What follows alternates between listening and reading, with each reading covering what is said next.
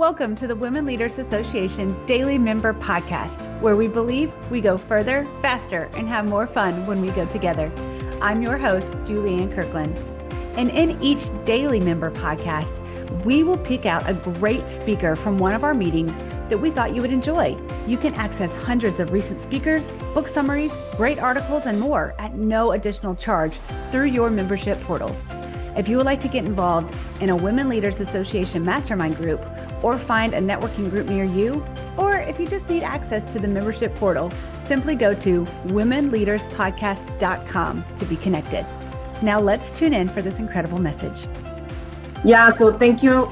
First of all, thank you very much for inviting me over. It's a pleasure to share these couple of hours with all of you. So I'm Milena McComas. I am the Global Customer Director for Life Sciences and Healthcare at DHL. I am Colombian, been in the US for about 21 years, moved with my entire family from Colombia. And, 20 something years later, been with my company for, it's going to be 16 years. I am married, happily married. It's been 12 years, going to 13 years since we married. And then we have two little girls, one 12, one 8. And as far as educational background, I went to FIU for both my bachelor's and my master's in international business and management. Long story short, I think it's a really quick recap on who I am. All right, so the topic that inspired me to share with you guys today was the one on personal branding and the power of me. And I think it's really, the previous speaker kind of like created a really nice way into this topic. I believe in the power of me as well. And I think the next few slides are really about how can we package that in a way that we can reap the benefits that we're seeking. I just want to start from the basics just to make sure that, we are on the same page. What's personal branding? So I did what anybody would do, right? Just, Google personal branding, make sure that I'm not making anything up in here. So it is a conscious effort to create and influence the power of perception, of course, on somebody else other than oneself, right? And the reason why one does it is to, at the end of the day, be able to reap some sort of benefit. Typically, it's monetizing that. How one does it is by positioning oneself, elevating credibility, and then find uniqueness in oneself to differentiate from others. And then, in the way that one is able to package that, then one will be able to either advance in the career or widen the circle of influence or just have a greater impact on some sort of, team or whatever, special interest group we may be in. At the end of the day, if we're successful in our personal branding efforts, we should be able to have a wide group having some sort of uniform perception about who we are. And then, that will help us then, as you see that little sign, cash sign there, monetize somehow. That may mean different things, right? That may mean, I want to have a different role and likely will have, increased pay, or I want to switch industries, but, I still want to, earn the same that I was in my previous industry, or that might be, social media. I'm going to be very honest with you guys. I'm not a huge social media influencer. The most that I do is really LinkedIn and Facebook, but so that wouldn't be my thing, but it is a thing for many other people. So yes, that is of course a way of generating that increased influence. So it's really, personal branding is related to how we self-package ourselves, how we position ourselves with a specific goal in mind. In the whole idea of personal branding, something that stands out is the ability for us to be comfortable in our own skin, right? And the only way to do that is to really be authentic. And then that authenticity becomes our competitive advantage, right? So as I was thinking through it, I was thinking, okay, so, how is it that I present myself in a way that I think, is authentic to other people, right? And what is it that makes me, right? How is it that I'm the most comfortable in my own skin? So that is by really being aware and understanding of who I am, what makes me, what are my personal values, what are my experiences that have brought me to where I am today. That is the good, the bad, and the ugly, because we learn from everything. What competences do I have? What skills have I acquired? And then with all of this kind of all together, what is it that I bring to the table, right? And I think when we sit down, and I have done it many times, because I want to, when I ask myself, what do I want to bring to the table in this meeting, I think about these points.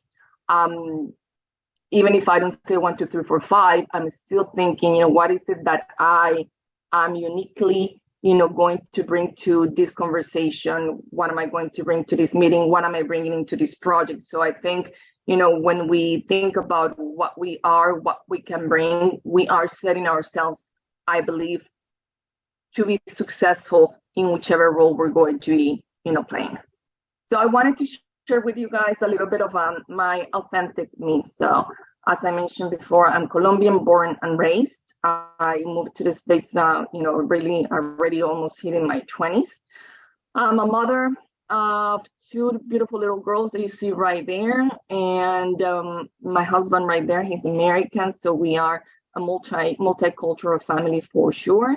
Have a pretty large family. That means that everything that I do is always thinking on a large crowd, and they all are, in my super inner, support circle, if you will. So I'm very family oriented as well.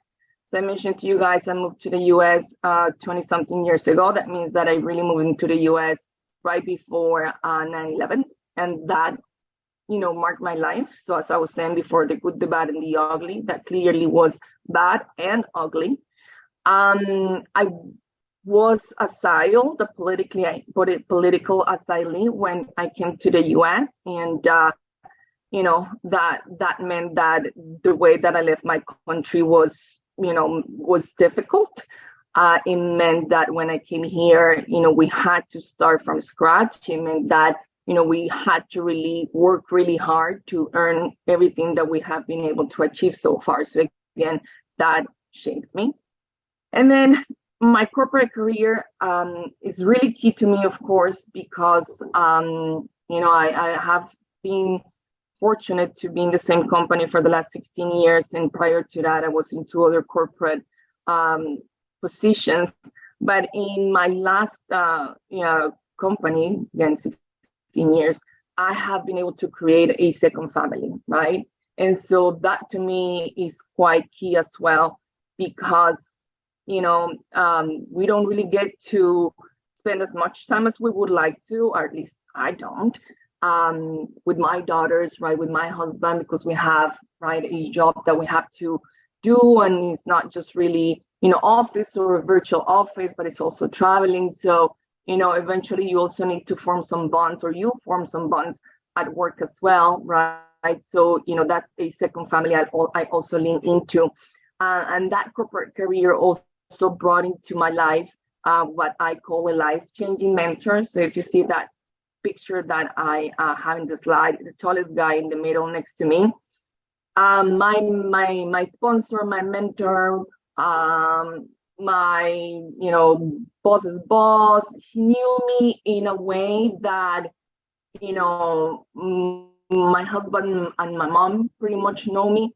But then he had also, in addition, he could see me, from my personal, life, because we of course share, work-wise with your inner circle, you share a lot, right? That, if you're traveling, you're always talking about your husband, you're always talking about your children, what's happening at home and all that. So you get to know, other people's lives also pretty well. So he knew that of me. And of course, he also knew my family. And he knew me at work, right? He knew me presenting, he knew me interacting with my customers, he knew me interacting with the senior executives. So he knew something that, for instance, my husband doesn't know. and like he will not see because he's not working for my company anyway. So, he could point things out to me that perhaps other people couldn't do. Great feedback giver. Again, good, bad, and ugly, but always in such a way that, even if he told me something really bad, I took it like, oh my God, this is groundbreaking, and your words are so kind that, yes, of course I have to fix this. Yeah, so I would encourage everyone to, or hopefully we're blessed, all of us, to eventually have a mentor like that can be so significant in one's life. Unfortunately, that mentor to me, he happened to have a heart attack about 1.5 years ago, so he's no longer with us. But many of the things that he taught me, I still live on by, and I still think about, and I still, it's still there, right? So yeah, this is, in just a few words, the authentic me that I want to share with you, which then leads us into our next point, please. So I bring all of what I just mentioned to the table pretty much in every interaction that I have, right? Again, being authentic is key. And the ability to be authentic will determine really, how we can interact with others, right? That, in addition to, or if you want to say it, coupled with what is it that I want to people to, for them to perceive of me, right? What do I want my personal brand to be? So, if I think about a specific project or maybe a meeting, to me, it just depends on, where we want to position ourselves. How do I want to be perceived? And, I would think of adjectives that I would think would make me successful in that specific role that I'm going to have. And then, of course, those have to be aligned with who I am, right? With my authentic self. And so long as I can put those two together, I think that we can then self-package ourselves in a way that is, consistent with who we are, and then, successful to whichever role we're going to be in. So, typically speaking, I want to be perceived, and hopefully I am, right, as a strong leader, right? Somebody that can, determine priorities, set a vision, right, align as to where things should go, direct the team, so on and so forth. I also want to be trustworthy. I want to, for people to know that, they can count on me. And if there is something that I need to do, I want them to know that I will do it to the best of my ability. So both trustworthy and reliable are key to me. I want to be perceived as a strategic thinker, right? And as a problem solver. So, if I could have those, if anybody at any point in time, if I'm not in the room and anybody asks, what do you think of Milena? In my perfect world, those would be the 4 things that I would like for people to say, well, she's this, and this. Of course, there'll be many other things, but ideally, that is how I would like to be perceived. Again, it is, it is specifically also related to the who I am. And all of these 4 points are what I would bring to the table, right? Because they would allow me to contribute, right, in whichever way, and just, add value. I think at the end of the day, what we want to do is to add value. I did add here a quote from Carla Harris. If you have ever listened to her or read her books, wonderful lady in the financial market. A lady that I think is super inspirational. And so she has some Carla's pearls, and what she calls, her, I think it's her 20 pearls of really suggestions, recommendations based on her own life and how she has, lived in Wall Street, being a successful leader, Black lady, and in a man of world, in a man of I'm sorry, I was just reading a note. So in a world of men, right? So Yeah, so she said the perception is the copilot to reality. How people perceive you will directly impact how they deal with you. So it's something to keep in mind. And again, take away, if you can listen or ever read Carla Harris, I would highly, highly encourage it. And then making me visible. So, many times we think that perhaps, talking about ourselves or bringing ourselves to the table, making ourselves visible might not be well seen. But if we are not the ones that are bringing ourselves to the table, right, that are not exercising our ability to speak, to communicate, to generate ideas, if I'm not the one, if I'm not the one bringing myself to the table, likely nobody else will, right? So it is on our best interest to make ourselves visible, right? Linking this back to the personal branding, that depends really, where do I want to make myself visible, right? And, bringing which qualities or values to the table. That would certainly depend on my why, right? So if it's at a workplace, or if I want to increase, my visibility or my reputation at an industry, maybe I clearly at the workplace, there's things that I can do, right? Take a new project or bring new ideas. If it's at an industry, I might want to join different chambers, might be, or different, special interest groups. For social media, I did work in social media for some time, and other people know the secret a lot better than me, but it forces to identify topics in which you can, at the end of the day, add value, right? And being relatable as well. So to me, it's key to being intentional about everything that we do, right? If I am intentional, I will then be able to speak, act, perhaps even feel in alignment with my goal, right? So be intentional about everything that we do, and then take risks, be able to not be afraid, right? Because many times, being afraid is what might set us back. Maybe we have something to say, maybe we have a good idea, maybe we have an idea, but we don't know if it's good or bad. It's still okay to speak up and say, hey, this is my idea, maybe you guys have some feedback. And from there on, you're also making yourself visible because you're contributing, right? You're bringing something to the table, you're adding value. Take on new projects. Don't be afraid, bring new ideas. I think that's key here. And then my last point is to listen to our audience, and the audience, and I would say also a mentor. I should relate back to that. Understand if I want to change my perception, right? What do I need to have clear who my audience is for my personal brand, right? Where do I want to bring it? And so based on that, I want to make sure that I am aware of what my current perception is. If my current perception is good and that is where I want to be, great. But if it's not, then I need to be intentional again, and then think about those adjectives that are successful or that I think are successful that I want to be recognized by, and then start working on those, right? If I want to be known as,